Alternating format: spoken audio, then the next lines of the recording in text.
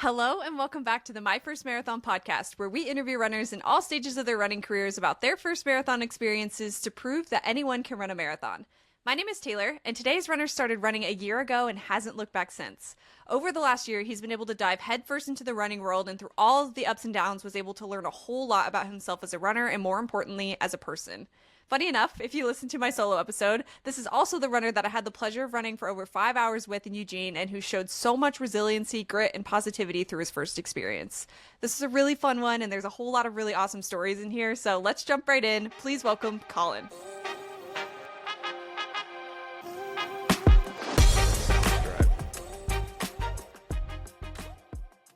Colin, thank you so much for coming on the podcast. Super excited to have you. If you're not following us on TikTok, you may not know this, but we actually ran your first marathon together. So we have a very unique experience to share with you today, and I'm super excited to have you. Thanks for coming on. Thank you for having me. Huge fan. Awesome. I'm super excited. We've been connected for a little bit here. So I know little tidbits of your journey, and then obviously we spent 5 hours together, so we got to know each other pretty well there.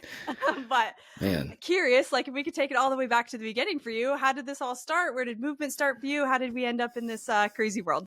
sure. Movement started as a kid. My parents got me involved in pretty much whatever sport was available to me that I wanted to do. So I think like every kid in Texas, I played like basketball, baseball, tennis, football, whatever. In eighth grade, my family moved to a new city. It was a much larger city. And I didn't have any friends. I didn't know anybody. And when I went to register at the junior high, like everybody has to pick all your classes and electives and stuff like that. I didn't want to join like a new athletics program that I didn't know anybody in. But they were like, well, you have to have a PE class. And so I just chose randomly, literally. I just picked tennis. And I got a really cheap racket and showed up for tennis practice. And I just kind of took to it really naturally. And as far as like competitive sports go, like eighth grade is kind of a late time to really get competitive in a sport. Sure. But it just kind of took off. And my parents noticed that, and we started getting into like some group lesson situations, and I started going to like camps, started, traveling around and doing some tournaments here and there. That rolled into high school, and I knew the coach at the high school that I ended up attending.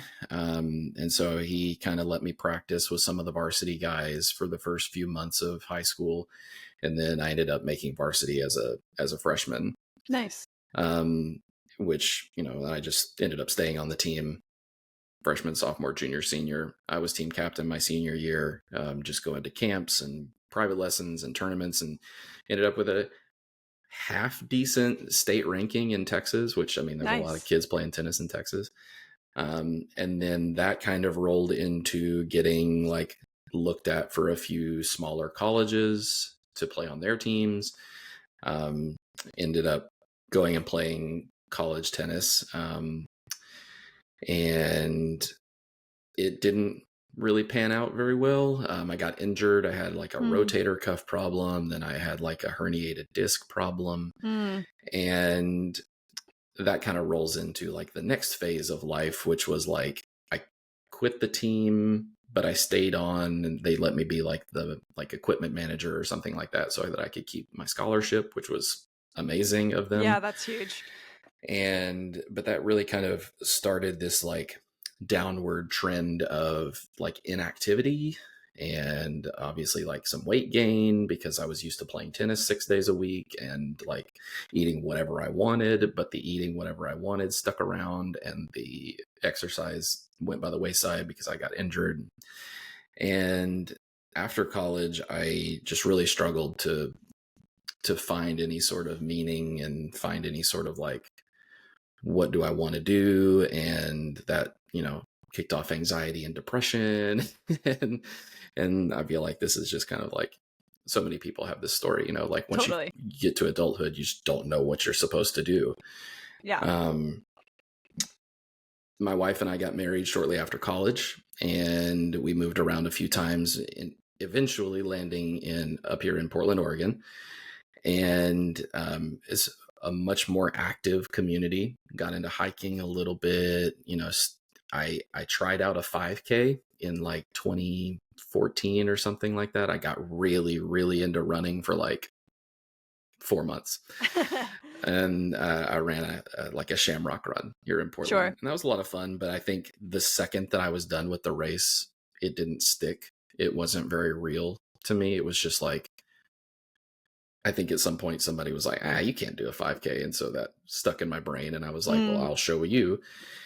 But it just didn't stick around. I didn't put my shoes back on after I ran the race and was like, okay, I did it. I'm done.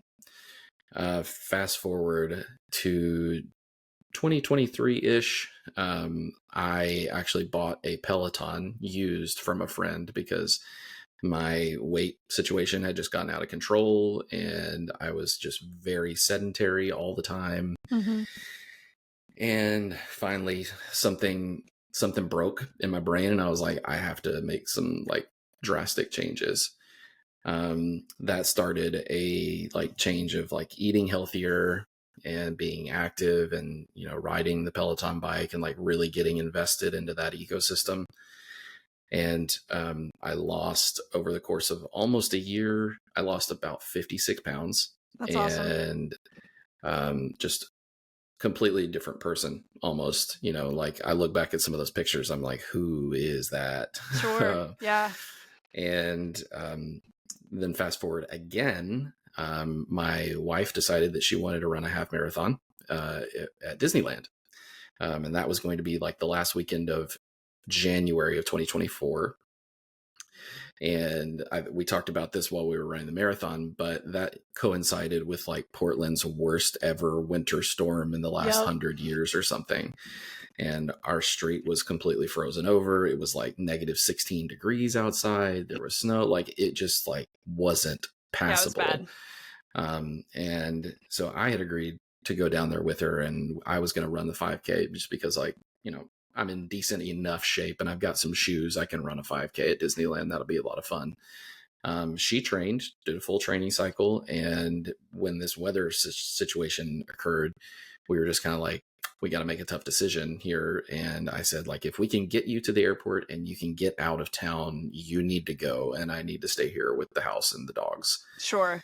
And so that's what happened. She went down to Disneyland and rocked it and ran a half marathon. I was so amazingly proud of her.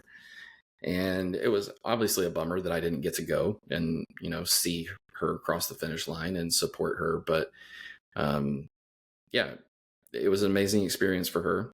And I had been running a little bit because we got a Peloton treadmill and just kind of sprinkling in some other modes of exercise, I guess, than not just riding the bike 7 days a week. Sure. And that kind of kicked off like, oh, well, I mean, I signed up for a 5K. Maybe I could like train for a 10K. And so I found a local race put on by one of our like local shoe stores here. And it was a quarter marathon, which until I signed up for that, I didn't know that a quarter marathon existed. Yeah, I haven't heard of that actually. That's pretty funny. But it was like 6.6 miles or something like that, which at the time was just like, I can't run that much. It's like unreal. Yeah. 6 miles. Like that's insane. Like who would do that? And I picked out a 10K training plan and ran 6.6 miles. At that time, I think I was very focused on like, I was very time driven because I didn't have any sort of media that like I wasn't on Run Talk yet at that point. I wasn't really consuming much running content at all. Which is kind of surprising because TikTok usually picks up on your interests before you do. Sure, yeah. But you buy a pair of running shoes and all of a sudden you're seeing running shoes everywhere. Yeah. Yeah. But I did the 10K and I came in under my time goal. And when I finished that, the way that this course was laid out was really strange. It was a marathon, half marathon, quarter marathon, and 5K. And weird. It's a loop around an island that's in the middle of the Columbia River here in Portland. And the 5K is basically just an out and back on a flat surf, like it's nothing.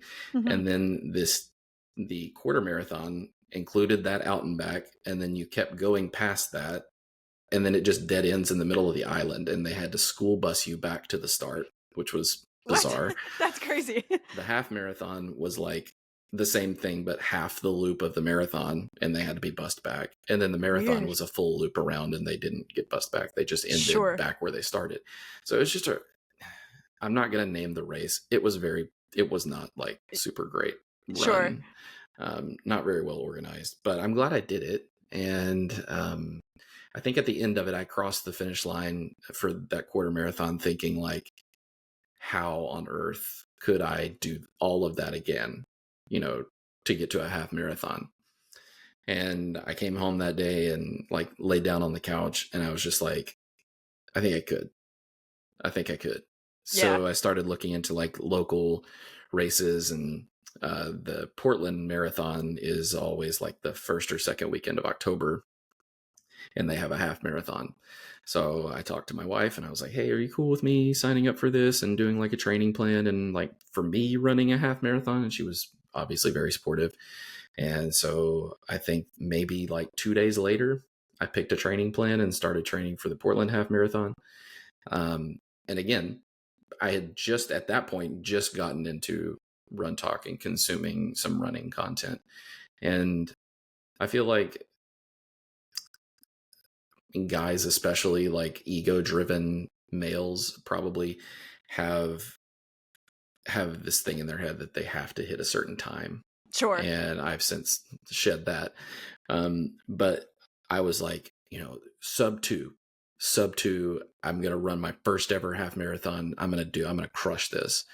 And so for my training plan, the training plan that I chose was actually like a first timers half marathon, and it gave paces. It's a very thorough plan, but I just like was like, no way, I'm not doing first timer, like whatever. So the whole time I did all of my long runs, all of my easy runs at my race pace. Wow. I did my speed days way faster than what they prescribed. Yeah. That training cycle, I never want to do that again because it was not fun.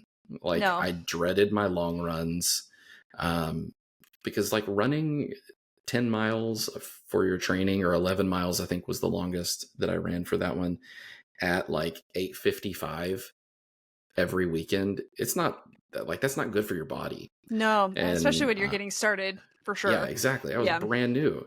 Yeah. But I'm amazed that I didn't get injured. I'm amazed that I didn't get sick, and like nothing knocked off my training for that. But I did it. I did sub 2 on my first half marathon. I was like 1:58:29 or something like that, I think. And I remember crossing the finish line and feeling like super accomplished, and like I did exactly what I wanted to do. But I didn't feel like me. That's really hard to explain. It didn't feel like me. Because I'm not like, not to say that I'm not goal driven, but I'm just a far more relaxed person. Sure. And that training cycle was anything but relaxed. There's elite athletes out there, and they may think like, wow, yeah, you did it. You did exactly what you wanted to do, but it just wasn't me. Yeah. The next weekend after I finished that half marathon was the Chicago Marathon. And I remember waking up early because, like running at that point is now my, like, I'm a runner now. It's my thing. Uh-huh. I remember waking up early because I'm at Pacific time, and the Chicago Marathon is in Central time, and it starts at 7:30 Central time. And I got up at like 5 Pacific time to watch a live stream of 55,000 people that I don't know running a marathon. And I was just like next to tears the whole time, just for no reason, like other than like all of these people are achieving something that is so huge, and I'm so proud of all of these people that I'll never meet, Yeah. and this is incredible. So I remember sitting on my couch watching the Chicago Marathon. At this point, like, I think the elites had already finished, and this live stream that I was watching was like, we're going to continue, but there's no more like commentary or anything, so you're just watching runners cross the finish line. Sure. And I started Googling, like, okay, if I wanted to do a marathon, where would I do it? Like, I don't want to just jump to Chicago. Like, that doesn't make sense for me. So I started looking at local races, and the Portland obviously would have been a year later because it was the weekend before, and just started Googling and looking for races, and the Eugene Marathon popped up, and I was like, oh, Eugene, okay, that's kind of a big deal. Like, that's track town. Like, if you're from Oregon, like, Eugene is track It's a town, big USA. race. It's a huge race. And so I mulled on that for a couple of days. Again, talked to my wife. I was like, hey, how would you feel about me running a marathon? And she was like, okay, sure. Are you sure you want to do probably that? didn't That's believe like, you at first. right. And so probably a day later, I signed up for Eugene in, I don't know, October, I guess. And I had already, in the meantime, had already signed up. We had signed up for another Disneyland race because I was like, I'm going to get my redemption. I'm going to go run this. Yeah. And at that point, I'd already run a half marathon. So I was like, all right, I'm going to run the Disneyland half marathon. My wife and I are Disney adults. Sorry to disappoint anybody. So like, running through Disneyland is like a cool experience, and not a whole lot of people get to do. So in the meantime, between then and then, I ran the half marathon at Disneyland, and then rolled directly into a marathon plan for Eugene. And I guess that's where the story of this podcast starts. Yeah. Well, I love that it started from, like, you were I know you didn't get to run that 5K, but you had that very traditional thought process of like, I'm going to run a 5K, and then I'm going to run a 10K or a quarter marathon, and then I'm going to run a half marathon, and now I'm thinking about the full. How do you feel like looking back on that, is there anything, do you regret doing it that way? Are you thankful you did it that way? Like, any thoughts around how you progressed to the marathon distance? I am so thankful that I did it that way. Yeah. Like I said, when I finished that quarter marathon, I can't stop giggling when I say that word because it sounds so ridiculous. I really haven't heard of it. When I finished, let's just call it 10K for the rest of the time. When I finished that 10K, I remember looking at the people that had to keep running and thinking, like, I don't know how I would do that. I didn't have anything left in the tank. When I finished the Portland half marathon, I had nothing left in the tank. I hit my time goal, and I was like, I don't know how people do more than this. When I finished Disneyland, I had a lot more miles under my legs. I was very comfortable with running in general. I was running 4 days a week. Like, I was very comfortable with that. And I remember getting to the finish line at Disneyland. I took most of it at a pretty relaxed pace. Time doesn't really matter, but I think it was like a 2:15 or something like that. Yeah. And I remember crossing the finish line at Disneyland and just kind of like looking around, and the finish lines at Disney races are crazy. It was so cool. And I remember looking around and being like, I think I could do like 5 or 6 more miles right now. Like, I'm not that It's tired. a good feeling. I don't think that if I had jumped directly into marathon training, that I would have ever gotten that mental clarity that, like, yes, you can do this. Yes, you can do this. Yes, you can do this. And so for me, that was the right thing to do. I think it also is probably what helped me not get any like serious injuries. Because everything was sequential, and it was, I think we might have talked about this in the race too, but I felt like for the last year that my body has been like a rubber band that's just constantly slowly stretching. Yeah. And I feel like if I had started marathon training, in July or June of 2024, straight out the door, like, I don't think that would have gone well for my body. Sure. Yeah. And building it, we've talked about it on the show a lot, but like building that relationship or that foundation with running, I think is so important for like longevity in the sport. Like you said, you ran that 5K back in the day, but it didn't stick. A lot of times people run those little 5Ks, they go as fast as they can, or they train as hard as they can. And then the longevity in the sport isn't there because you finish the race and you're like, all right, I never want to do that again. That felt terrible. So I do love that you really took your time. I know you had that aggressive speed goal, but you stuck with it, got to the half marathon distance and everything. Or I'm sorry, got past the half marathon distance. But I think it's really important to build that foundation. It sounds like that's a lot of what you did, was build that foundation. Yeah, and I don't want to make it seem like the way that I did it is the only way to do it. Oh, like 100%. Running journeys There's a million are different ways to for do it. everybody, and I've become friends with so many people on TikTok that they're, they start out and wake up one day and they're like, I don't run, but I'm going to run a marathon in 9 months. And I'm like, okay. Good for you. Yeah. Oh my God. I'm here to support you. Right. No, for sure. Yeah. There's no one way to do this. Absolutely not. Cool. So we ran that half marathon. You signed up, or you watched the Chicago Marathon. You signed up for the marathon the next day. We landed on Eugene. What were you thinking from there? Like, how were you planning on piecing together training? Were you looking into other things? I feel like the half marathon's the last distance you can get away with, like not fueling properly and maybe not incorporating some other things. So what was the thought process day you signed up to game plan? When I said that I kind of jumped into consuming a lot more running content, I jumped like headfirst, like Scrooge McDuck, into a pile of money. Like I started consuming absolutely everything there was to consume. So both half marathons, I fueled incredibly well. I used those training plan time months before to like figure out what gels worked for my body and like what intervals worked for my body. And so I knew all of those things going in, honestly. And when I started the marathon plan, I used the same training plan, not same distances, but like from the same person. Gotcha. So the training plans that I used came from Ben Parks, and he is a running coach and content creator, mostly on YouTube. He does tons of shoe reviews and gear reviews and stuff, but then he also makes training plans for people on the side through his website. So every race that I have done, the training plan came from Ben. Cool.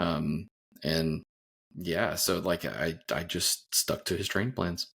What are some things that you like about it? Because I know there's usually the apps that people go for. The Hal Higdon plans is the big one that people usually go for their first, and then there's kind of coaching and like specific people's plans. So what did you like about that plan specifically, do you think? It's difficult to say what I like about it because I don't have anything to compare it to. Sure, yeah. But what I like about his plans, what initially was so good for me, was that it felt manageable. It felt like mileage that a person with a full-time job and dogs and a wife and other interests and friends and stuff like that could fit into their life. And the weekday mileages are not super wild. And I think that really worked for me because a lot of times I will run on my lunch break at work and I can fit 3, 4, 5 miles in on a lunch break. Yeah. The weekends are when you do your long runs like everybody. But he also, even the beginner plans that he has that I've done, also incorporate strength exercises. Cool. And so even from that first 10K plan that I got from him, included strength exercises. Beautiful. I love that. So I think it was just that it seemed manageable for a working adult person, I guess. Yeah. And those daily mileages being like 3, 4, 5, 6. I think the most that I've ever done on a weekday was 6 miles. Okay. On any of these training plans. So super manageable. Yeah. Love that. Cool. And you were giving yourself plenty of time to train for this marathon. So how were you, like, the first time you hit 14 miles and then 15 miles and 16, like you're having all of these milestones back to back. It feels like back to back to back. Like, how were you feeling? Were you building confidence? What was going through your head during those points? Yeah. So I basically, it came up on the calendar like almost perfectly that Disneyland was like halfway through a marathon plan. And so I just used the half marathon plan until I got to Disneyland. And then I picked up halfway through the marathon plan.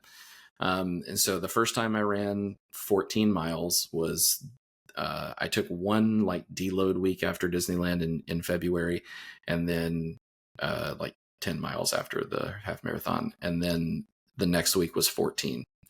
And I remember building it up in my head as I was driving to like my long run spot, that I was like, this is it. Like, you are about to pass the longest distance that you've ever run. This is going to be such a big deal. And I finished 14 miles for the first time, and I was like, I don't feel anything. Like, I'm Just another day. let down almost. Like, I had built this up in my head that this distance was going to make me feel like a runner, and that I was going to feel like empowered and going to cry. I cried the first time I ran 10 miles in my half marathon training plan. And because I was just like so overcome with like triumph of the human spirit or something like that. And I thought that was going to happen again. And I was actually like looking forward to a little bit of like emotional dump, and it didn't happen. And I mean, all of this stuff is documented in my TikToks. I've never been like one to hold back my emotions in my TikToks. And I remember like going back and watching that recently and being like, oh, sweet summer child. you have no idea. Oh man. But yeah, so 14 didn't feel a thing. And the next week was 16. 16, the first time I ran 16 was when like I just completely overwhelmed. And yeah, I don't know. I don't even know how to describe it. Like, if you're listening to this podcast, you've probably run some races or some runs where you don't even know how to describe how you feel. Exactly. This was one of those. But I finished the 16, and then the next week, I was riding a high, but the next week was 12. And it was a disgusting, like, early March day, Pacific Northwest. It was disgusting. It was cold. It was raining. I was like, I'm not doing this outside. I have a treadmill. I'm going to do 12 miles on my treadmill. I don't recommend that because it sucked. Some people love it and can do it, and then otherwise it's like, yeah, torture. You have to have a really good show to watch, I think, if you're going to do it on the tread. I was completely unprepared for it. I was like, this is a deload week. I don't need to do my normal like night before routine. I don't need to eat a bunch of rice. I don't need to like take my gels out. So I was like almost out of gels. And so I had like an applesauce packet that had next to nothing in it, and then like one gel. I was like, I'll just take breaks whenever I need to. I just need to get the mileage under my legs. That was my worst run of the training plan. Was a 12-mile run when I didn't want to go outside with applesauce. And I cramped from miles like 9 to 12. Oh, brutal. I think I probably just was trying to get it over with. And so I was trying to run too fast, and I was underfueled and probably dehydrated. And that run was horrendous. But it made me start like researching. I had never looked into salt prior to that. I'd always like had gels and stuff. But as a general rule, and it's kind of baffling to me, most gels don't have enough sodium in them. No, they don't. Which is not unless weird. you find specific ones that are meant for sodium intake. Yeah. Mm-hmm. And so I started looking into like, how much sodium do I need? How much am I expending? Which, you know, that varies on the weather and how much you're sweating and all of that kind of stuff. So that day or that night, maybe, I ordered some salt sticks, and started like trying to figure out the cadence of when I need to take these and like how to work these in with gels. And so I had 16, then that terrible 12, and then the next week was 16 again. And I remember being so nervous to go and run this 16 miles. I was like, you've already done this distance before. And then this little voice in the back of my brain was like, yeah, but you really crapped out at 12 last week, so I don't know if you're going to do okay. But like the gels coupled with like new like salt routines and figuring out how much water I needed, that 16 was amazing and didn't have any problems. And after 16, the next 2 weeks in a row were 18. And the first 18, perfect. Perfect. I hit all of the paces that I was trying to hit.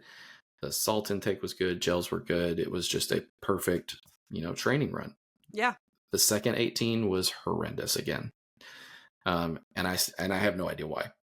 I didn't do anything different. I didn't do anything different. I didn't fuel incorrectly the night before. I think I probably had my usual night before. It might have been sleep. It might have been didn't get enough water the day before. I have no idea.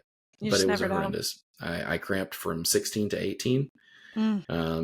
Salt didn't change that. Water intake didn't change that. And I was so defeated at the end of that I was just like, if I'm cramping at 16, how am I supposed to do, 10.2 more? Like, how am I going to do this? How am I going to do this? And my brain spiraled for days. And I was so dreading. There was a deload week in between those two 18s and then the 20. And I was really, really dreading the 20. I was like visibly scared of running 20 miles for the first time. And was that going to be your peak? Was it going to be 20? Mm-hmm. Okay. Yeah. I fueled the night before pretty well. I drank a ton of water. I didn't go out and do anything the day before. I made sure to like be off my feet and all of this kind of stuff because I was like, I want this to be as perfect as I can possibly plan it. And if this doesn't go well, then there's a different conversation to be had. Sure. Yeah. But the 20 went as well as it could. Obviously running 20 miles is not easy in any given scenario. But it went well. I actually think that I had like a little bit of a runner's high in that run too, which is always welcome. Huge. And the fueling went well. The salt intake went well. Didn't have any cramping issues. And when I finished, I could see the light at the end of the tunnel on like that 20-mile run. I always run the same loop. And I got to a portion of the loop where I was like, okay, I'm almost done. My body feels fine. There's no whispers of cramps yet. I'm going to be fine. And I remember like hitting my watch at 20. I always add 0.2 or 0.1 to all of my runs. And I remember hitting my watch at 20.2 and being like, okay, I'm going to run a marathon. And that's such a good feeling. Such a good feeling. Yeah. So that was the confidence. There's always that one run that you have, especially for your first marathon. There's always that one run that you have during your training where you're like, okay, I got this. And then vice versa, like you said, there's always those runs like are going to completely knock you off. Like your ego is going to take such a hit. So you had both of those experiences, which is definitely not uncommon for your first marathon. But that's a great feeling for that 20-mile run to be the one that's like, okay, I got this. Very cool. So from there, I imagine you went into some sort of taper. Taper is another one where runners really fall into two categories. Love it or absolutely hate it. Crazy's like going crazy. So how did taper feel for you? Awful. I hated it. And not necessarily like, I feel like when I tapered for my half marathons, I definitely got the like the weird feelings in your body where you're like, it's just uncomfortable. Like, it's just uncomfortable. Like you feel like you should be expending a lot more energy. Yes. And like restless leg kind of syndrome kind of thing. Totally. And I didn't get that with marathon. It was all mental. It was like you ran 20 miles and then you have 3 weeks in between and then you're supposed to go run 26.2. But I had a conversation with a friend who she's done 2 or 3 marathons and talking about how I felt and how I felt like I should, be running more. And she was like, you have put so many miles on your body and without, taking a break that this taper time. And it seems, it's very like black and white vanilla. Like, of course that makes sense that your body needs time to like absorb all of the stuff that you've done. And that helped me like get past the like, I should be running more because I shouldn't have been running more. Sure. I had my 2 long runs. the first one was supposed to be 16, but I just ran out of time that day. And so it only ended up being 14. Second one was 10. And those two runs, because of like the reduced load in my weekdays as well, were so good. They were so comfortable. Like it felt like nothing could stop me in those runs. Yeah, legs are fresh, lungs are yeah. Yeah, and if you think back to like when I started training for a race in July of the year before, I started in like April. So I've been in a training cycle from April through now, and at that point it's the next April. Yeah. So my body had not had significant time to like lower mileage rest in a year. Yeah. And it became so obvious how much of an impact rest has on my body during those two runs. And it sounds silly if you've never run a marathon before, but like to think that 14 miles is not very much. Yeah. But like it was nothing. And then 10 miles was nothing. And I felt so good. So like the taper period started out weird and like, I hate this, and ended up like really reforming the way that I felt about rest and its effect on my body and my running. I've never really thought about it like that, but taper is really full circle, isn't it? Especially when you're training for your first, because it's like what you couldn't even picture doing the year before is what you're doing to like almost reward your body by the end of training for a marathon. So I've never thought about it like that, but it really is pretty full circle to end up at the end of the training cycle and like be able to reflect like that. Yeah. Very cool. Sweet. So now we're leading up to the race. Obviously, you're coming from Portland to Eugene, which if you're not familiar with the Oregon area, it's a couple hours. So you weren't commuting too far. So what were you thinking in terms of like logistics, getting into Eugene, staying a couple of days? I know you had a little bit of a hiccup with your Airbnb and all that. Yeah. So if you want to talk about some of the like logistics leading up. Sure. I had booked an Airbnb for this race. Race was the last week of April. And I booked an Airbnb in January. And it was a perfect situation. It was like kind of close to the race course. It was actually in Springfield, and it would have made it really easy for my family to like come see me at the race course. It was walkable to like the route. And the second week of March, I got an email from the host saying, sorry, I was supposed to book this. I was supposed to book this for a minimum of 5 days or 4 days or something, which is super bizarre. Like, I mean, yeah, that is. Thousands of people are coming to Eugene for this race. You would think that they would be okay with somebody only staying there for 2 nights, like, right. Whatever. So I didn't even reply to the message because anything that I was going to have to say to that person wasn't going to be productive. Right. Or change Airbnb, anything. Yeah, right. Airbnb gave me full refund and then a $17 we're sorry bonus. $17. Wow. And so at that point, like, second week of March, and you're 5 weeks away from the race, 6 weeks away from the race. Yeah, I don't think we said that. The race is April 27th, so end of April is when the race was. Yeah. Right. And so I was scrambling. Like, I was freaking out trying to find a place because not only are like Eugene and Springfield, there's not a whole lot around it. No. As far as like, forest. Yeah, forest. And then next town is like, 30 minutes away? Yeah, it was. Right. I had some friends that were trying to find somewhere to stay in the area, like looking really last minute, so they didn't have anything canceled. They had to go all the way to Junction City, which if you're familiar, that's like a good 45 minutes away from where you're supposed to be. So it was pretty packed. Yeah. So I luckily found something in like South Eugene in like a really large house subdivision. So we ended up staying in someone's basement. Mm-hmm. And it was a good location. It was pretty bare bones, but it was fine. It had a full kitchen, had a bathroom, had a bed. Hey, that's all you need. Yeah, really couldn't ask for more than that. But we got down there fine. The expo was amazing. Really good. Am I jumping the gun here? No, you're good. Keep going. No. The expo was like, I don't know, the expo for Disneyland and the expo for Portland. Oh, you can't compare. It was just kind of Okay, Oh, fine. really? I thought you were going to say the other thing. I thought you were going to say those were amazing. So those weren't No, even great. they were very bland. They were Mm, very boring.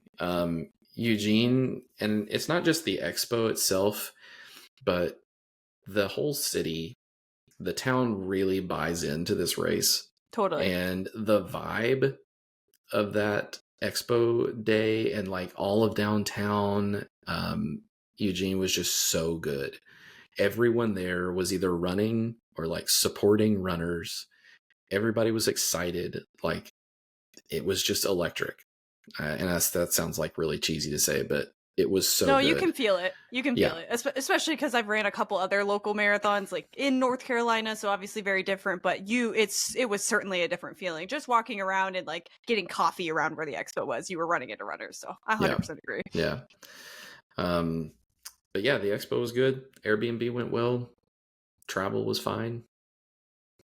Cool. No hiccups. We love it. No. Besides Airbnb, but it sounds like we've still found a good spot. Yeah. Cool.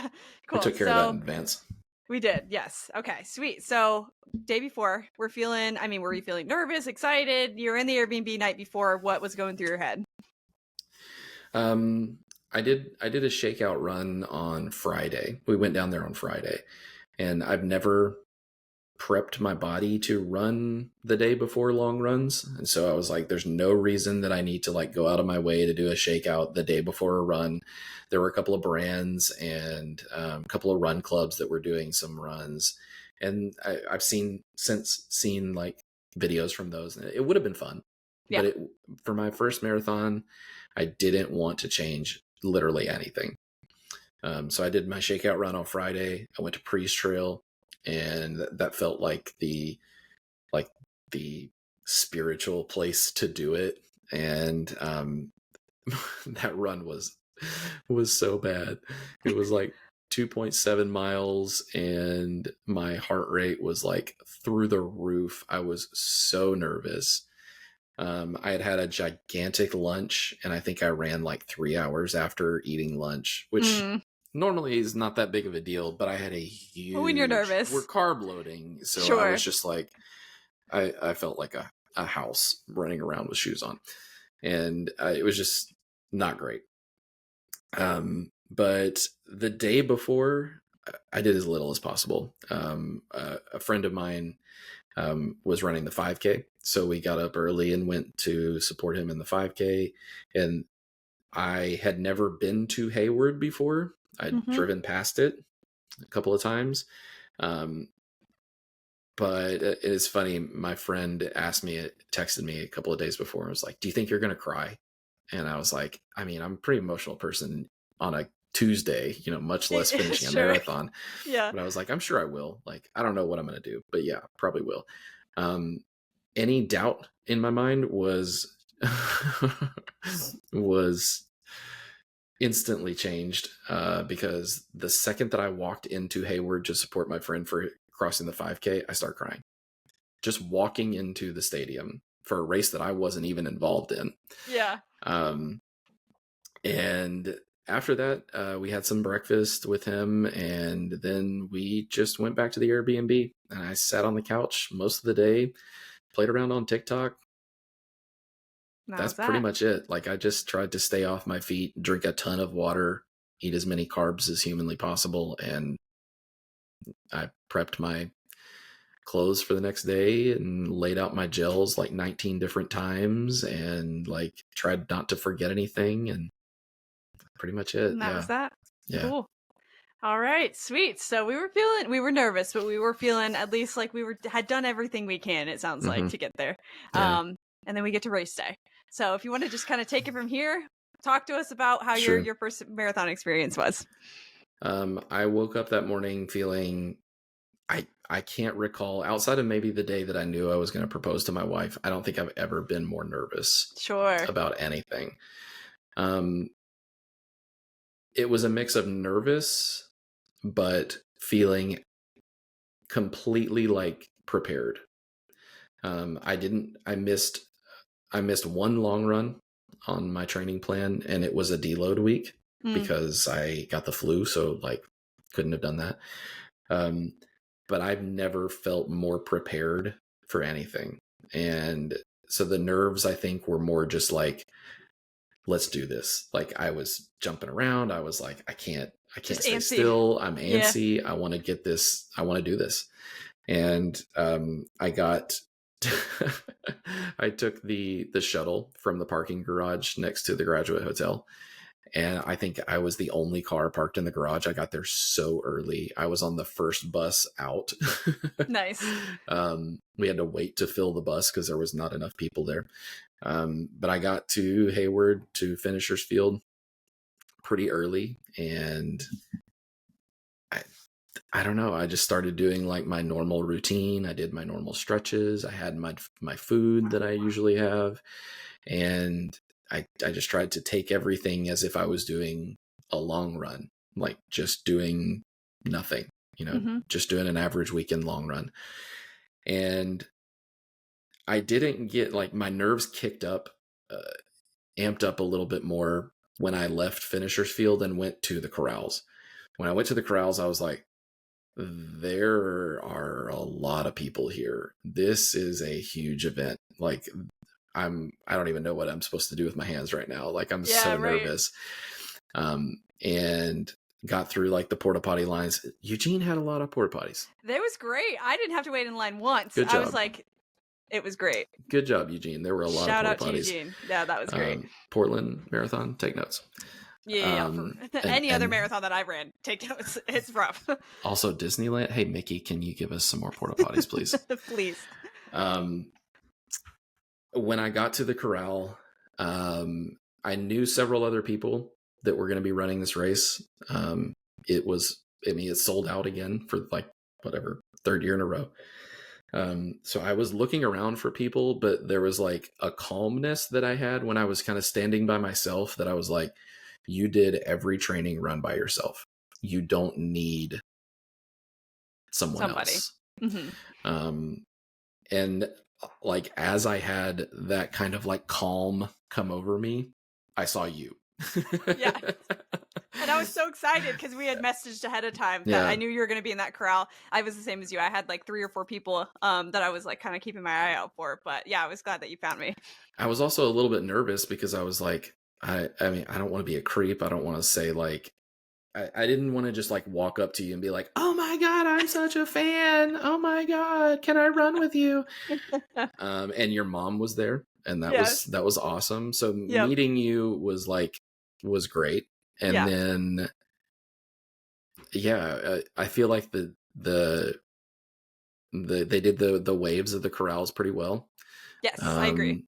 I think it was enough time spaced in between each one, but also like hearing the national anthem and then like the elite group leaving, I was just kind of like, the nerves started to just like compound like so quickly.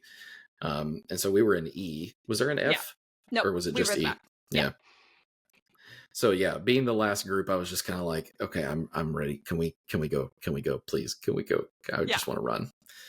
But I ended up running with you, and I remember giving you the disclaimer like, hey, if you are annoyed by me or if you don't want to run with me, just say so and I will peel off, or you can just peel off and I'll take that as a hint. Like, but yeah, like the first 2 miles was just constant people.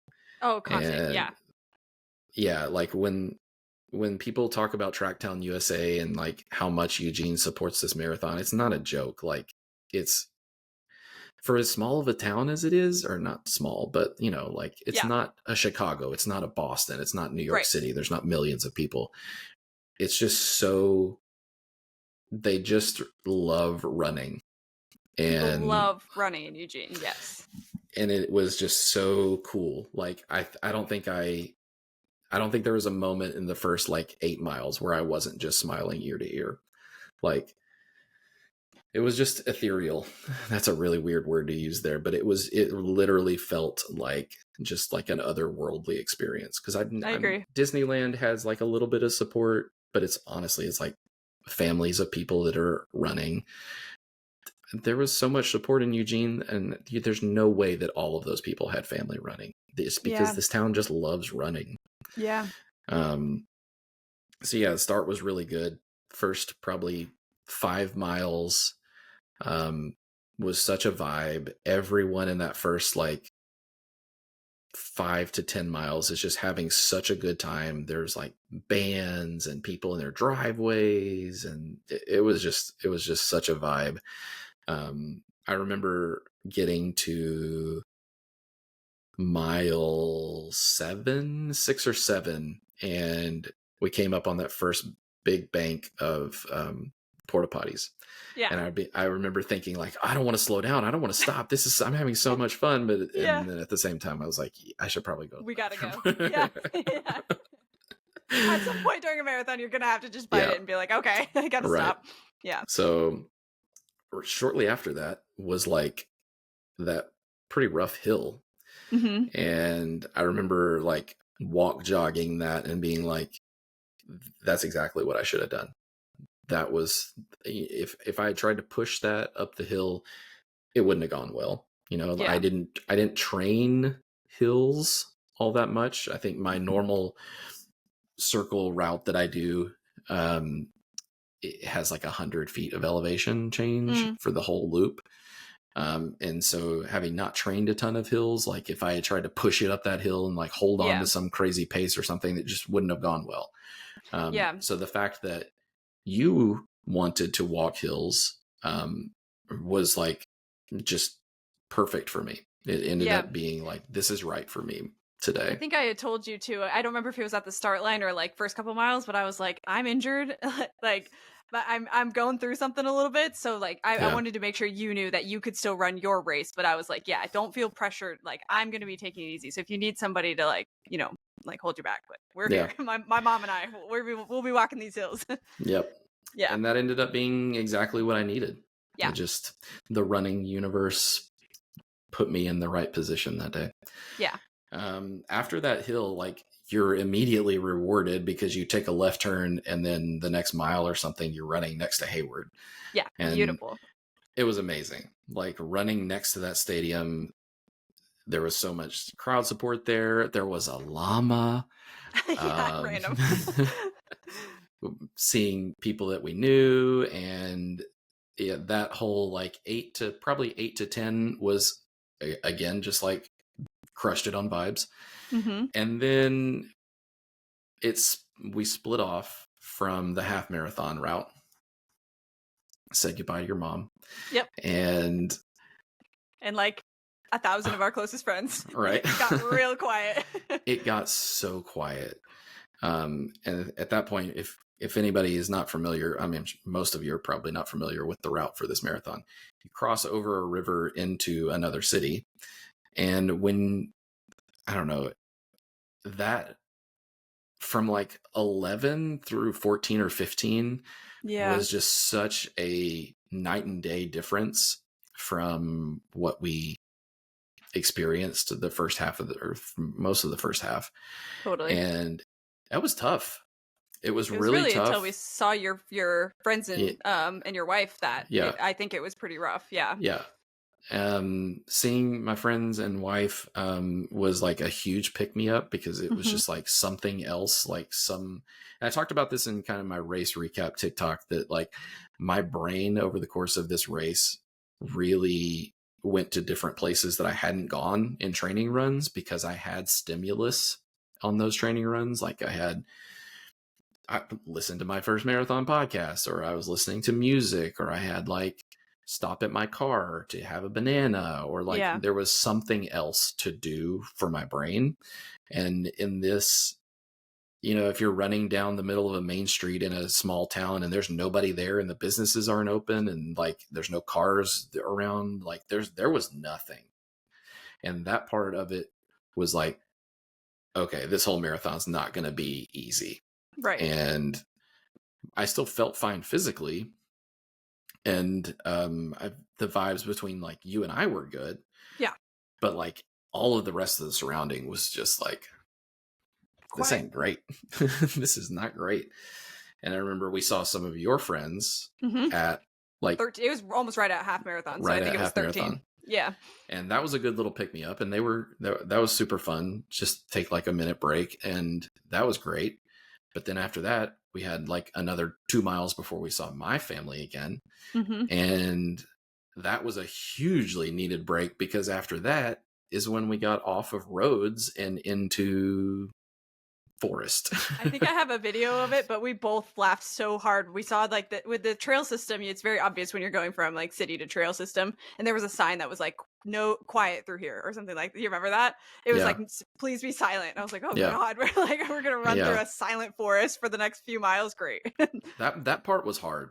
It was. The second half of beautiful, the Eugene but Marathon is hard. Yeah. Because it's a park. It's I don't know if it's a state park or if it's just a city park, but it is just wooded. A massive trail system. It's wooded and it's massive trail system. So if there's support back there, they had to make a real effort to get back there, because they had to take the same trail that you're running. And when we say trail, I don't mean to say that it's like rocky and like like a bike gravel path or anything. Yeah, it's like a bike path. That second half was tough. I really felt like I had to lean on my training more in the second half of the race than I did in the first half, because it was just fueled by vibes and how like happy everything was. I started like really planning what my next move was going to be, as far as like, okay, I'm at 13 right now. I need to take salt at 14. And then after I take salt, then I have to run 2 miles, and then I need another gel. Mm-hmm. And those things that I practiced in training became super important. And honestly, and I'll say it again, like the stimulus of just not hearing my own feet hitting the ground, and that being it, because it is quiet on those trails. The stimulus of like tasting something, or like seeing, oh God, we got so excited seeing the aid stations, because it was just something else to see that wasn't trees. Somebody to talk to. Yeah. Exactly. I started like drinking a ton of water, because I was like, well, if I can have an empty bottle, like my little Nathan bottle or whatever, then I can slow down and they can fill it up for me, and I can talk to a person for 2 seconds. Excuse. Yeah. But yeah, those aid stations, they did a great job with the aid stations. They were all super stocked, and the people were all super supportive. And it felt like, I don't know, like 14, 15 through 23. 20? Yeah, a little after 20, yeah. Was just pretty empty as far as crowd goes. And again, it's not their fault. It's all wooded trails. Yeah. So just very monotonous for a long time. It was very monotonous. Yeah. And I feel like I couldn't recall our conversation. Yeah, we talked a lot. But we talked for 5 hours straight, but I can't remember like a whole lot of it. Yeah, I agree. Yeah. And I feel like you and I, and this is going to be sappy, but I feel like you and I have a very special bond now. I agree. Yeah. Because there's not many things that you can do with a person the first time you meet them that are as intense as running a marathon. I agree. Yeah. And I am just so thankful that I had you there to run the first time with me. And I'm glad that it worked out that way. It certainly wasn't something that either of us planned. Yeah. Because I think it would have been a very different race for me. And it might have been a different race for you too.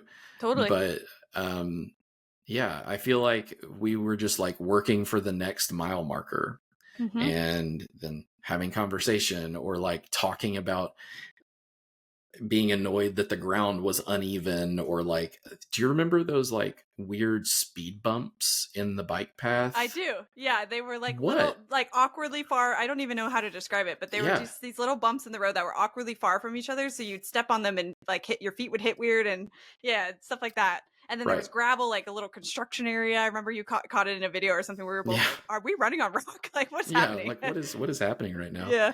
But yeah, there was just so many weird things that we were just trying to like get to the next mile marker. And you can probably share this, and you might have, by the time this comes out, you will have already shared this part of the story, and you said mile 20 was when you felt, okay. Yeah. You did an amazing job of not letting on, because I don't think we really changed anything as far as pace goes. Yeah. My Um, goal, I mean, I talked about it in my solo episode, so I want this to be focused on you. So yeah. my solo episode's coming out on the 12th, so this will be after that. But like from mile 20, you stopped for, I think, a banana. I think that was the mile marker where you grabbed a banana. I stepped up on the curb while you were doing that to grab something out of my pack. And when I stepped back down, I was already having knee issues before the race. I like stepped weird, knee was a little weird. So, but my goal, like you were saying, you were running your first marathon. I remember my first marathon, and I remember how like what's the word, like malleable you are to things around you when you're running your first marathon, and things Yeah. like that can really throw you off. So my goal was like, okay, that feels a little weird, but Colin cannot know. Like I'm either gonna send you ahead, and I'm just gonna be like, I'm tired, and just let you know, or you're just Mhm. not gonna know, because Yeah. I could not do that to you, where you're like my partner that I ran four and a Wow. half miles with, or I four and a know. half hours with, Yeah. is just like going down. So yeah, that was important. But I'm glad that you didn't notice. Yeah. That's good. I didn't notice at all.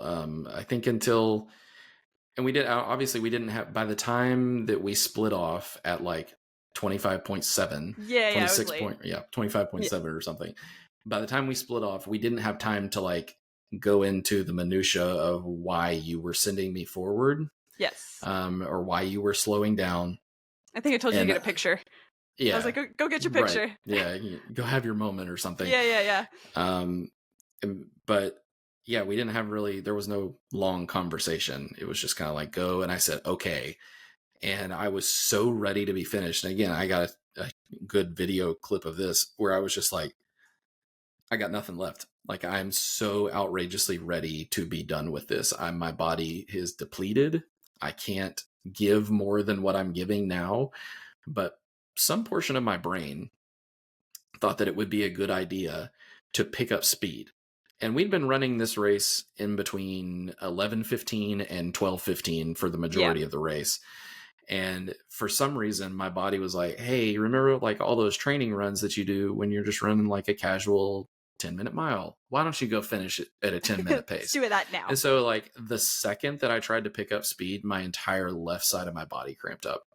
And I remember turning around to you and looking at you like, I don't know what to do. Like I know, it's like, I oh can't no. walk. And um, the cramp, for whatever reason, eventually subsided probably 15-30 seconds later. And I was able to walk at least. And then I don't know how this happened. Like I was able to get back to like what the pace that we were at. And I remember like starting to tear up, like all of the negative thoughts that I hadn't had over the course of this race hit me all at once. Like, you can't do this. You can see the stadium where the finish line is, and you're going to DNF. And you hear before you run a marathon, like you're a different person at some point before your marathon and after your marathon. I'm a different person from that point on, because I've never experienced the level of doubt that I did in that instance, and pushed through it the way that I did. Because if you had given me an out, if you had said, hey, here's your medal, you've run most of this race, my brain was screaming to say, like, stop. Like, that hurts so much. You need to be done. And for whatever reason, once the cramp went away, like the good part of my brain, the good angel on my shoulder was like, nah, you're not done. Like, you did not spend the last year of your life putting in absurd amounts of time, absurd amounts of work that nobody ever sees except you. You did not get up early. You did not stay up late. You did not research all of this, everything to get to 25.9 and stop. And again, it seems silly to get that far and to have those thoughts if you've never had those thoughts. But I'm being as honest with you as I can. Like I don't know how to explain that experience. Like, Yeah. the snap from you can't to you're going to was unbelievable. at that point, again, I started crying again, and picked up the pace and got back to the pace that we had been running the whole race at. And got to the entrance to Hayward, and I will never forget there were still some people around, which, like, we were back of the pack. You know, I'd call myself back of the pack marathoner because it was pretty long. Yeah. There were still some people at lining the entrance, these little like gate things that they had. And people clapping and people like cheering you on.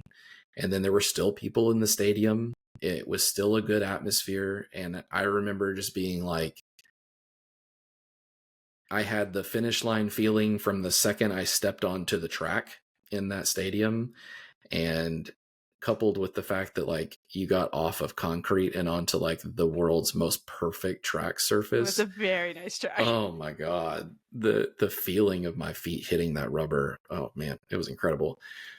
But just that it felt like what people say where like your training is the marathon and the marathon is the victory lap. I didn't feel like there was a victory lap until I stepped onto that track.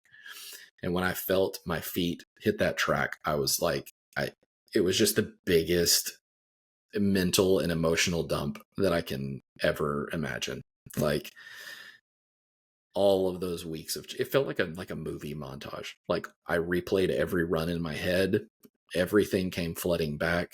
All of the pain, all of the like, why am I doing this? This is so silly, came back all at one time. And there's a video of it. Someday I'll like cut it out of the YouTube clip from our finish line. But these three little boys were right next to the track in the stands, and they had a sign that said rock, paper, scissors with us. And I was just like, what? Yeah. And like my brain couldn't process like everything I was trying to experience mixed with that. But it was these three, they were probably like 10 years old. And I remember all of them standing like this with their sign. And I was like, sure, let's do it. And so I did this, and I beat two of them. I think I did scissors, and two of them did paper. But like this totally weird interaction. But it made me so happy for this moment. And then as soon as I finished that, I was like 15 feet away from the finish line. And looking back at my finish photos, like the relief on my face, I tried to plan in advance what I was going to do for my finish line photo, but that seemed fake.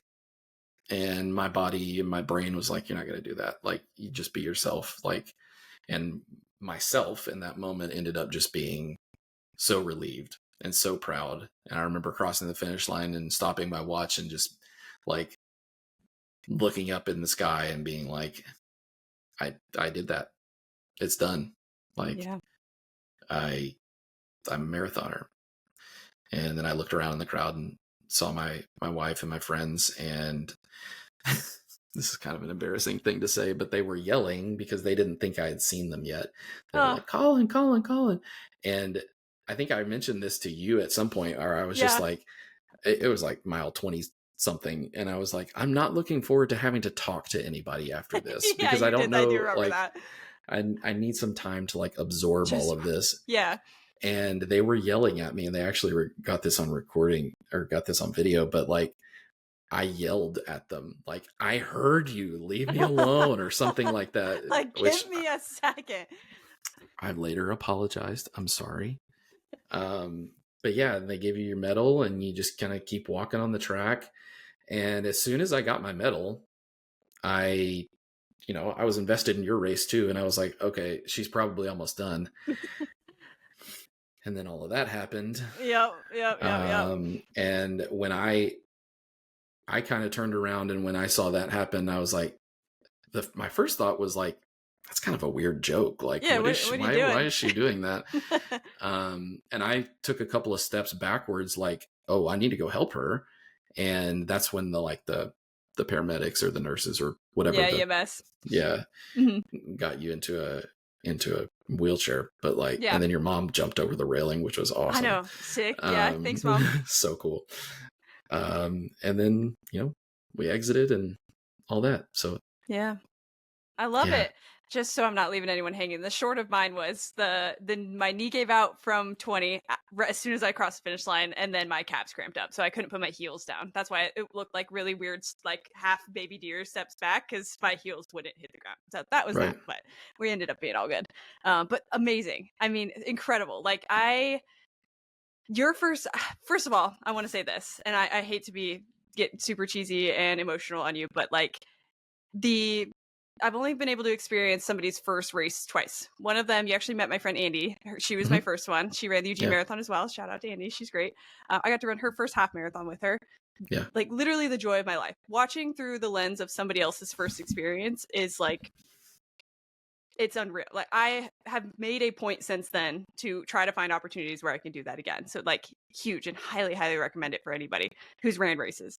But being able to see somebody's first marathon, like through the lens of somebody running their first marathon, was just like the biggest honor of my life. Like for you to just like trust me and be okay with running with really a complete stranger. I know we know each other kind of parasocially through the podcast and right. TikTok, but like you letting me experience that with you for the first time, I cannot thank you enough because it was so awesome. And I am so proud of you for everything that happened in Eugene. Like Yeah, so such a fun day. I will never forget that day. Even though things ended up a little bit sideways for me, like being able to hopefully help you, but just like be there with you through that whole thing, huge honor. So I just want to like take a second to thank you for letting me be a part of that, and let you know how proud I am of you because you killed it. Like you thank handled you. it like a champ, and how quickly you were able to bounce back. I remember texting you the next day, and you're like, "I'm doing great." I'm like, "That's just a huge testament to your training and Yeah, everything that you put in over the last year." So huge props to you. yeah. And like congrats again. It was amazing. I can't believe it went as well as it did. Yeah, I mean, I can, obviously. That's like, I don't need to talk like that. I need to hype myself up. I can you believe it do. went as well as it did because I put in so Yes. much work. And Yes. yeah, I mean, at the same time, like running the race with you was so special. And I feel like, what tier of Patreon can we add that to where Taylor Yeah. runs your first marathon with you? Right. Right. I will never, there will never be another race like that. And I mean, obviously I'm not going to be able to run my first marathon again. Yeah. But it was so special. I'm so appreciative that I'm not appreciative that you were injured. I'm appreciative that the circumstances ended up that we were able to run together because Totally. I did not train for what was your original goal? 4:10? 4:15. 4:15. Yeah. I didn't train for a 4:15. And I mean, we would have met and said hi, and then you would have crushed it and, BQ'd, and Yeah. I would have finished the race at the pace that I trained. There's And got to be some sort of divine intervention in there somewhere for sure. I'm thankful for that running divine intervention. Absolutely. Cool. And even better news, we're both running Chicago. Do you want to talk a We little bit are. about what some of your goals are coming up? What the next few months are going to look like for you leading up to Chicago? Well, I've just been kind of running for fun. Yeah. Which is nice to do, to not be on a training plan for the first Oh, time so in nice. a year. In a year. Yeah. And yeah, so after Chicago, I decided that I was going to run Chicago because I was like, this looks like a race that I have to do. And I got in with a charity. I'm going to be running for Ronald McDonald House. And it's a charity that's close to me that I didn't know was close to me until I started like researching into it. My wife's family has benefited from Ronald McDonald House, and I actually got a donation from a friend from high school, Wow. who was like, I need to donate to this because I had a family member who stayed in a Ronald McDonald House for something like 60 days Wow. when they had a super premature child. And it's just an amazing organization that helps families who need help and need a place to stay and need a meal and need like some transportation help when their kids are going through like really traumatic hospital stays. And I could not be more excited to run Chicago. I think that, I think for me, it's the one that I have like the most emotional connection to, just because in my running journey, that's the one that I discovered first, I guess. Um, I think the logistics of getting to the start line I'm excited about that. Just walk up. And I don't think I could handle Boston or New York. It's a Like that lot. would Yeah. be a lot. Yeah. So I could not be more excited about it. And the more that I talk about it on TikTok or with friends, it's just going to be a huge celebration, I feel like, of running. I have so many people that I've met through TikTok that I am just over the moon excited about meeting there and running with people and just celebrating everybody's journey. And I'm so excited about Chicago. Like I can't wait. I can't wait. That's going to be so fun. Yeah, I can't wait. I'm And your stressed mom's out. going to be there. And my mom's going to be there, and it's her first marathon. So where there's going to be a whole lot of Chicago mom first marathon content coming up over the Oh next my year. God. But super excited. It just dawned on me. We're going to get a My First Marathon episode of your mom. Oh, yeah. Oh, yeah. Oh my God. 100%. I've already been talking to her about it. I can't wait. But talking to like what we were talking about before, like just getting to experience people's first marathons, I'm so excited to watch it through the lens of like her. Oh my God, it's gonna be amazing. Wow. But yeah, I agree. There's so many people that we know that are going to be in Chicago this year, so it's going to be hard to choose the shakeout run and all the events and everything. It's going to be a whole lot of fun. Yep. But I know we're kind of getting to the end here, but I wanted to at least ask about, from your first marathon experience and thinking about what you're going to do for Chicago, anything that you're thinking about changing, anything in training that you're going to adjust? Or are you thinking like, since this training block went so well, we're going to kind of rinse and repeat? I think my body could use with more weekly miles than I ran this training block. My peak week, I think, was like 39 miles. And I think I could run more weekday miles. Yeah. I don't, obviously I'm not going to change my weekend miles. Like those long runs don't need to change. Yeah. But I think just having a few more miles on my body going into the race will be a little bit better, I don't know, to help my body late in the race be a little more, just a little bit better shape, I guess. I fueled so well, to not crash until I can see the finish line is, I feel like, a testament to the sodium intake, the, carbs and calories and sugars and whatever. I don't really need to change that. My gear was good. I think I just need to run like a few more miles, I'm not really focused on a pace. I don't really want to run a crazy fast marathon. At least right now, maybe 2 years from now, I might say, I want to run a sub 4, because my body has already proved I can run that speed. Totally. I ran 1:58:29 and a half. So, maybe someday I'll want to go for a marathon at speed, but not this one. Yeah, I think that's fine. Chicago is I was talking to my mom about it yesterday. I think Chicago is one of those races that, unless you have a very, like you were saying, unless you have a very specific time goal that's been eating at you, or you're trying to BQ or something like that, like it's a world major. Enjoy it. Get your money's worth. Right. Like, be out there, be interacting with the crowd. Like that's really what I'm looking forward to is all the crowd support and talking to people and just like all just the vibes throughout the whole thing. So I think that's great that you're going into it like that. For 8 miles. Oh my God. Yeah, that's going to be nice, isn't it? All right. Well, thank you so much again for sharing your story. This was awesome. I want to wrap us up here with some of our shoe and field questions, which I know you're familiar with. But before we do that, always love to ask for a piece of advice at the end. So if you're thinking about yourself last April when you were getting started, thinking about running a marathon, thinking about putting on some shoes, like what advice would you offer to somebody who's in that position now? Do it incrementally. First of all, you can do it. You are not going to do it tomorrow, but you can do it. If you have ever wanted to run before, start with run walk. Run a minute, walk a minute, whatever makes sense for you and your body to start. But start, and you can, like I said at the beginning, like your body is kind of like a rubber band, and you're not going to be able to run a marathon when your rubber band is like this big, but incrementally stretch that. stretch what you think you're capable of, because your body is always going to be capable of more than what you think it can do.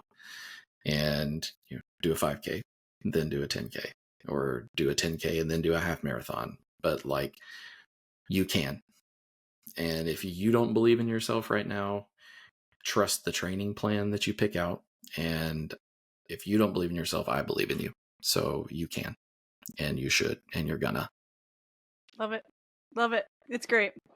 Cool. All right. Now to the fun questions. So I always have to give the disclaimer when it comes to fuel and shoes. Please, this is your own journey. Try everything and anything. The last episode I don't know if it's coming out before or after this one, but did an episode recently with Fuel Good. So I want to shout them out. Great option for trying out fuel. If you need like some trial and error, options, you can go to somebody like them. Same thing with shoes. Go to your local running store, try on a whole lot of things, Oh my get God, feet yes. measured, all those things. But for you, what did you like for fuel? Fuel. I tried probably 10 different brands over the course of training plans, and Huma ended up being my favorite one. It just sits in my stomach well. I don't know if it's because it's made from like whole foods or whatever that it sits well. Yeah. It's chia seeds. I don't know if that's the reason, but it sits in my stomach very well, and they taste good. I have a favorite flavor, and it's strawberry. And if you remember, I saved strawberry for my last one because it was my reward. It was a big deal. Big deal when strawberry came out. Yeah. But yeah, Huma gels. And then in the marathon cycle specifically, I started also trying out e-gels from, I can't remember, Crank is the brand, and it's e-gel. They have a lot more sodium, a lot more just like electrolytes overall, and they have a lot more carbs. So I rotated in a few of those as well. So e-gels and Humas work for me. Cool. And salt sticks. Salt sticks are great. Yeah, I love those. Yeah, the raspberry ones. The fast chews. Those are the best. Cool. And then what about shoes? I am the proud leader of the ASICS cult. I live in Oregon, and it's kind of a cardinal sin to not be bought into Nike. My first shoe, when I first started training for the original like 5K at Disneyland, I had a Pegasus. I feel like that's a really good shoe for most people, just kind of a catch-all. Quickly figured out it wasn't for me. So I went to Portland Running Company and got fitted and did a gait analysis and all that stuff. I tried about 10 shoes that day. Some were awful, and I ended up on the Nova Blast. At that time, it was the Nova Blast 4. And I ran through that shoe pretty quickly because it was the only shoe I was using. I didn't have a rotation at the time. Shortly after, I and consuming a lot of running content, figured out what a shoe rotation was, and ended up getting a Nimbus, which I feel like is like the most comfortable shoe I've ever worn. So I use those for like slower running and treadmill. They're really comfy on the treadmill. And then my race shoe was the ASICS Super Blast 2, and it has like some good high quality racing foam in it. It's not carbon plated. I had previously tried a carbon plated racing shoe from ASICS, and it wasn't for me. I don't think I run fast enough to really activate the plate very well. But I did both of my half marathons in it. And when you pick up speed, you can feel it, but I can't run super fast all the time. So the Super Blast ended up being perfect for me. As a larger person, it was like just exactly the amount of support that I needed, and it's pretty bouncy, and it's very comfortable to wear for a really long time. Yeah, I mean, you had no issues. We were talking about it during the race. Like your feet were feeling good, so it was perfect. Shout out. Cool. All right. Well, thank you again for telling your story. It was awesome. I was looking forward to this because I just filmed my solo episode. It's coming out tomorrow or 2 days from now. So I got to tell my perspective. I was looking forward to hearing your side as well. So thank you again for coming on. Looking forward to seeing what happens over the next year training to Chicago. And if anybody wants to follow along with you, where can they find you? Colin Runs on TikTok. Sweet. I'll make sure to put it in the show notes. But thanks again. Appreciate it. Thank you. Thanks for tuning in to another episode of the My First Marathon podcast. For more stories, tips, and resources, head to myfirstmarathonpodcast.com. And if you want access to bonus episodes, exclusive resources, and extra support for your training, make sure you check out the community at myfirstmarathonpodcast.com/exclusives. You can also follow along with us on socials, Instagram and TikTok. That's at My First Marathon Pod. If you want to follow along with my personal journey, that's at tay.says. Whether you're training, recovering, or just thinking about signing up, you belong here. I'm so excited that you're here, and we'll see you on the next one.